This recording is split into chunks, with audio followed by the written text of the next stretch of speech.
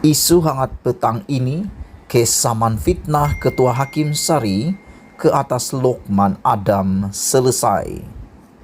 Bekas ahli Majlis Tertinggi UMNO Lokman Nur Adam telah memohon maaf dan menyatakan rasa kekesalan berhubung kenyataannya terhadap Ketua Hakim Syari Muhammad Naim Mokhtar. Ini adalah sebahagian daripada penyelesaian di luar mahkamah hari ini bagi kes saman fitnah Naim terhadap Lokman berhubung hantarannya di Facebook dan YouTube yang mendakwa berlaku gangguan seksual terhadap beberapa wanita. Ketika dihubungi Malaysia kini pagi ini, peguam bagi kedua-dua pelanatif dan defendant mengesahkan penghakiman persetujuan yang direkodkan di hadapan Hakim Mahkamah Tinggi Kuala Lumpur, Rozana Ali Yusof. Peguam Lokman, Logan Eskander, mengesahkan anak guamnya memohon maaf dan menyatakan kekesalan kepada Naim sebagai sebahagian daripada penyelesaian tindakan sivil itu. Lokman berkata, kenyataan yang didakwa itu timbul kerana maklumat yang salah. Terma dan syarat perintah lain itu tidak boleh didedahkan, seperti yang dipersetujui oleh kedua-dua pihak, kata peguam itu. Peguam Naim Akberdin Abdul Kader turut mengesahkan penyelesaian tindakan itu yang antaranya membabitkan defendant membuat permohonan maaf dan menyatakan kekesalan dalam perkara tersebut. Sebelum ini, Mahkamah Tinggi Kuala Lumpur juga memerintahkan pemimpin UMNO itu supaya memadam semua hantaran berunsur fitnah membabitkan Muhammad Naim berhubung dakwaan gangguan seksual yang dimuat naik dalam Facebook dan YouTube miliknya dalam tempoh 24 jam. Dalam saman fitnah yang difailkan pada 17 Januari lalu, Muhammad Naim selaku plenatif memohon suatu perintah injuksi supaya Lokman dan memadam video dan hantaran tersebut dan suatu injuksi untuk menghalang defendant daripada menerbitkan semula hantaran itu.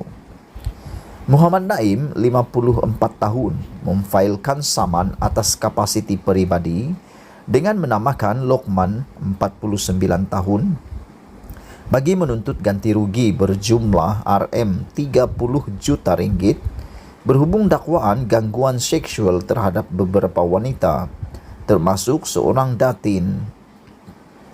Berdasarkan penyataan tuntutan Muhammad Naim yang juga Ketua Pengarah di Jabatan Kehakiman Syariah Malaysia mendakwa Lokman telah memfitnahnya dengan membuat kenyataan menerusi 2 siaran langsung di Facebook Lokman Nur Adam Official pada 10 Januari dan 13 Januari lalu.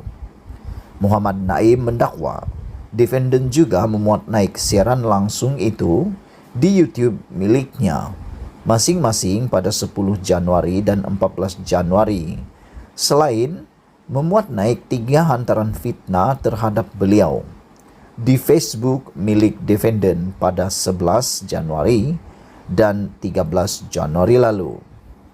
Dakwa planatif, kenyataan fitnah itu membawa maksud antaranya beliau seorang penunggang agama gagal menjadi pemimpin yang berkredibiliti dengan akhlak yang terpuji dan dihormati serta memberi teladan yang baik kepada masyarakat serta mencemarkan imej dan institusi Jabatan Kehakiman Syariah. Menurut planatif, satu laporan polis telah dibuat pada 12 Disember tahun lalu bagi menafikan dakwaan dan tuduhan palsu datin terbabit terhadapnya, dan beliau juga telah membuat laporan polis terhadap Lokman agar pihak polis membuat siasatan berhubung tindakan defendant. Pada 12 Januari lalu, polis mengesahkan seorang hakim kanan yang didakwa mencabul kehormatan seorang wanita yang sudah berkahwin dengan berbaring dalam keadaan berbogel di dalam bilik tidurnya telah membuat laporan polis balas terhadap penuduhnya. Hakim itu mendakwa wanita berkenan membuat laporan palsu terhadapnya. Sekian isu hangat petang ini. Jangan lupa tinggalkan komen anda. Sila tekan butang subscribe. Malaysia kita punya, kita jaga sama-sama. Cintai Malaysiaku. Kita jumpa lagi. Bye-bye.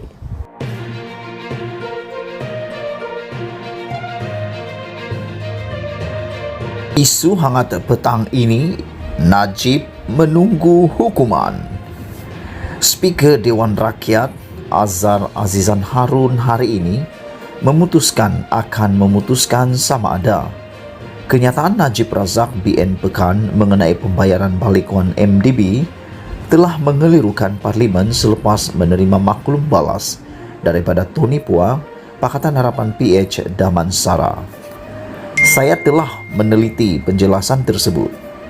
Ia agak tebal dan saya telah duduk dengan MP Damansara mengenai penjelasan itu. Saya beri masa sedikit kepada Damansara untuk jawab. Saya sudah dapat penjelasan daripada Najib. Ia agak tebal. Saya sudah mengkaji penjelasan itu dan saya beri sedikit masa kepada Pua untuk menjawab penjelasan itu, katanya kepada Dewan Rakyat hari ini. Saya akan beri salinan kepada MP Pekan dan MP Damansara. Jadi mereka tahu apa yang diperkatakan. Selepas mendapat jawapan daripada Damansara, saya akan buat keputusan.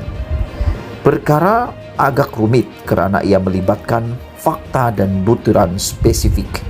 Dan terpaksa betul-betul saya perhatikan apa yang diperkatakan itu mengelirukan atau tidak, tambahnya. RSN Raya PH Jelutung sebelum itu bertanya mengapa Najib masih belum dirujuk kepada jawatan kuasa hak dan keistimewaan Parlimen kerana mengelirukan Dewan Rakyat.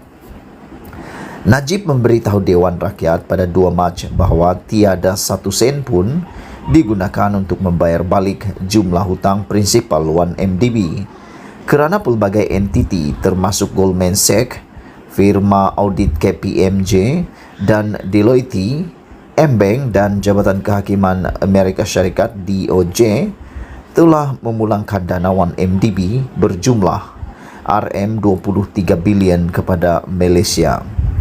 Menteri Kewangan Tengku Zafrul Abdul Aziz pula berkata, kerajaan hanya membayar balik faedah yang ditanggung dalam hutang 1MDB dan jumlah prinsipal hanya akan dibayar pada Mei apabila bon pertama matang.